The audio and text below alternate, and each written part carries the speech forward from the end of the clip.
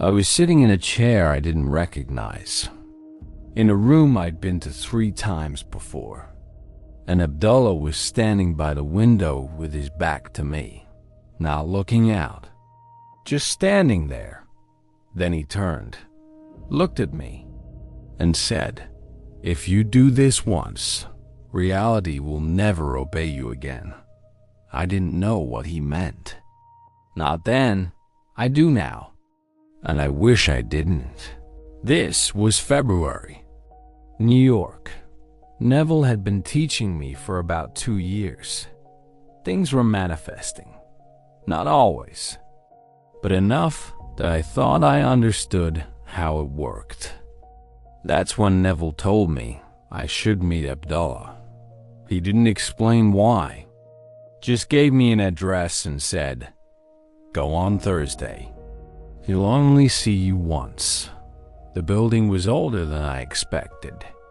Narrow stairs, hallway that smelled like tobacco. When I knocked, the door opened before my hand left the wood. Abdullah looked at me for maybe 5 seconds, didn't say hello, just stepped back and let me in. The room was small, 1 chair, 1 desk. Books I couldn't read. He didn't ask why I was there, just said, "Sit." I sat. He walked to the desk, opened a drawer, pulled out a piece of paper and a pen, placed them in front of me. Then he said, "Write down the name of someone you love, someone you would never hurt." I hesitated. He said, "Write it." So I did. I wrote my mother's name. She was still alive, living alone in Pennsylvania. I sent her money every month, called her every Sunday. She was the only family I had left. Abdullah looked at the paper, didn't react. Then he said, "Now write this sentence below her name. I will never speak to her again." I looked at him, sighed. "What?" He repeated, "Write it." I said, "Why would I write that?" He said, "Because I'm asking you to. If you don't want to, leave." I sat there, pen in my hand, looking at my mother's name, and I thought, this is a test. This is nothing. So I wrote it, below her name, in my handwriting. I will never speak to her again. Abdullah took the paper, held it up. Then he said something I still hear. He said, "Words are vows when you write them." Then he handed the paper back, said, "Burn it." There's a lighter on the desk. I picked up the lighter, held the corner of the paper to the flame, watched it catch, watched my mother's name curl and blacken. And as I did, Abdullah said, "You don't burn meaning. You let that sit." Then he said, "You think because the paper is gone, what you wrote is gone. But you meant it when you burned it, even if you don't know it yet. And meaning doesn't need paper." I left that room feeling like I'd signed something I couldn't unsign. Not because I believed in magic, but because I knew he was right. There had been a moment, just a second, when I watched the paper burn and thought, what if I just stopped calling? And that thought felt like a door opening, a door I didn't know was there. And once you see a door, you can't unsee it. I called my mother that Sunday, like I always did. Normal conversation, nothing different, except I couldn't focus. Because in my head, I kept hearing, I will never speak to her again. And it wasn't just a memory. It felt true, like the phone call was happening in a reality that had already ended. And I was just pretending. The next Sunday, I didn't call. Not on purpose. I just forgot. got distracted, and by the time I remembered, it was late. Too late. So I thought, I'll call tomorrow. But I didn't.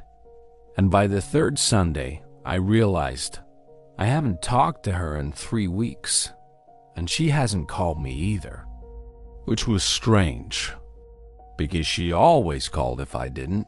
It was 6 weeks before I finally called her, and when she answered, she sounded different, distant. She said, "I thought something happened to you." I said, "I'm sorry, I've been busy." She said, "Too busy to call your mother?" I didn't have an answer. She said, "You sound different, like you're not really here." And she was right. I wasn't. I was thinking about what I'd written, about what I'd burned, about Abdullah saying, "You already meant it." And I realized he was right. Some part of me had decided, and the decision was already done.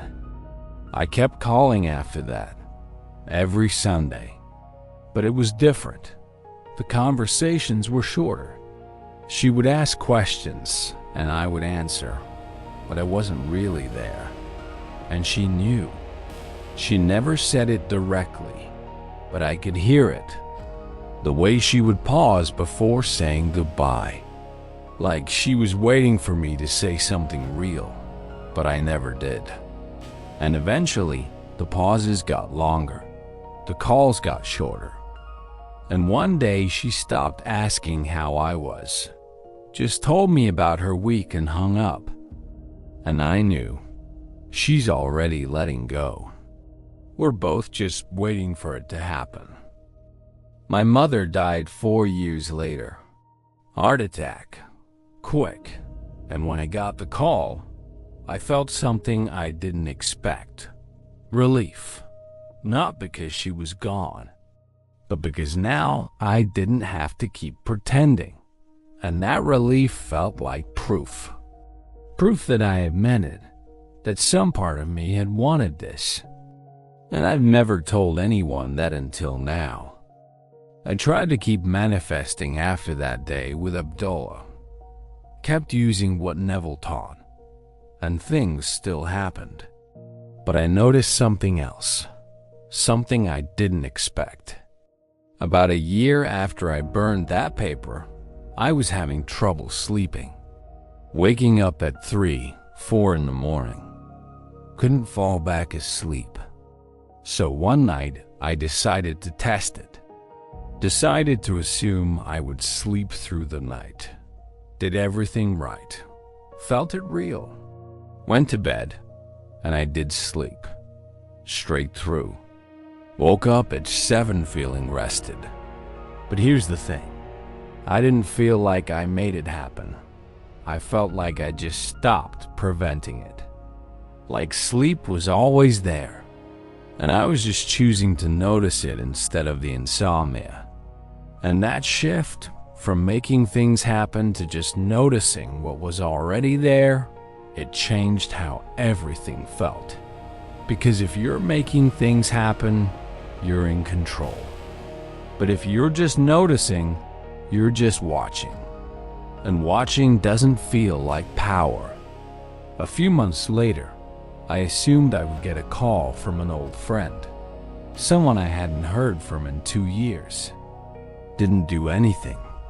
Didn't reach out. Just assumed I'd hear from him. And 3 days later, he called, out of nowhere. Said he'd been thinking about me. Wanted to catch up. And I should have felt excited. Should have felt like I manifested it. But I didn't. I felt nothing. Because I couldn't tell if I made it happen or if it was going to happen anyway. And I just knew it in advance. And not being able to tell the difference made manifestation feel pointless. Because what's the point of manifesting if you can't tell if you're doing it? I saw Abdullah one more time, years later. I was walking past his building. looked up and saw him in the same window, same position, and he saw me, and we made eye contact. And I knew he knew what I'd been living with, and he nodded once, not in approval, in acknowledgement, like, yes, now you see. And I nodded back and kept walking and never saw him again. My mother has been gone 23 years now, and I still think about what I wrote. Not every day, but enough. Enough that I know it mattered. Not because burning paper has power, but because I convinced myself it did. And once you convince yourself something matters, it does. Not because it's true, because you act like it's true. And acting like something is true makes it real in the only way that matters, in how you live. I stopped calling my mother because I wrote something and burned it. Not because the paper did anything, but because I believed it did. And belief changes behavior. And behavior is all there is. I'm 76 now. And I'm telling you this because I need someone to know what happened. Not because I want sympathy. Not because I think you'll understand. But because carrying this alone is heavier than sharing it. Abdullah looked at me and said, "If you do this once, reality will never obey you again." And I thought he meant I would lose the ability to manifest. But that's not what he meant. He meant I would lose the ability to believe I was in control. Because once you do something like that test, once you write something and burn it and mean it, even for a second, you can't go back to thinking your thoughts don't matter. They do. Not because they have power, but because you give them power. And once you give something power over you, you can't take it back. You just live with it. Until you don't have to anymore. I still don't know if burning that paper made my mother stop calling, or if she just sensed something, or if it was coincidence. But I know this. I acted like it mattered. And acting like something matters makes it matter. I stopped calling because I wrote those words, and my mother felt the distance. And the distance became real. Not because of magic, because I made it real through behavior, through the space I created, through the calls I didn't make.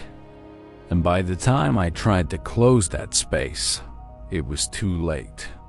The distance had solidified. And solidified things don't dissolve just because you want them to. Abdullah looked at me and said, "If you do this once, reality will never obey you again." He was right. Not because reality changed, because I changed. I stopped trusting my own intentions. Stopped believing my thoughts were harmless. Started seeing every assumption as a vow, every declaration as permanent. And that kind of awareness doesn't free you. It paralyzes you. Because if everything you think might become real, you stop thinking freely. You start monitoring, controlling, doubting. And doubt is not power. It's just weight. And I've been carrying that weight for over 40 years. I don't know if this will mean anything to you. I don't know if you'll believe me. I barely believe it myself some days. But on the days I do believe it, I know this. Abdullah didn't teach me something mystical. He taught me something practical. That declarations have weight. That meaning outlasts paper. That once you assign significance to something, you can't unassign it. You just carry it. And I'm still carrying what I wrote. Still carrying the distance I created. Still carrying the relief I felt when my mother died. And carrying is all I've done since. No resolution, no release. Just carrying until I'm gone. And then someone else can decide if any of this mattered. But for me, it did. It does. And it will until it doesn't have to anymore. Words are vows when you write them. You don't burn meaning. And meaning is what I've been living with ever since.